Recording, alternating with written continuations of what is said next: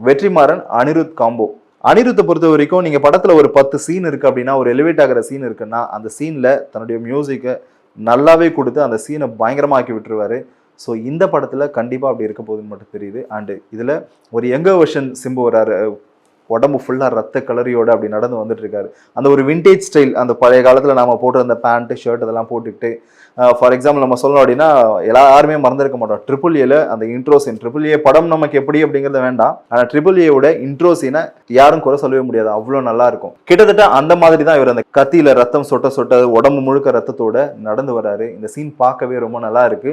இந்த படத்துல நமக்கு வட சென்னையில இருக்கிற அந்த ஆண்ட்ரியா இவங்களுடைய கேரக்டர் எல்லாமே இருக்கும் அப்படின்னு நினைக்கிறோம். அது மட்டும் இல்லாம வட சென்னையில இருந்த சில முக்கியமான கேரக்டர்ஸ்கள் இதுல இருக்கும் அப்படின்னு எதிர்பார்க்கிறோம். இந்த படம் வட சென்னையுடைய யூனிவர்ஸ்ல இருந்தது அப்படின்னா ரசிகர்கள் இதை கொண்டாடுவாங்க அப்படின்னே சொல்லலாம்.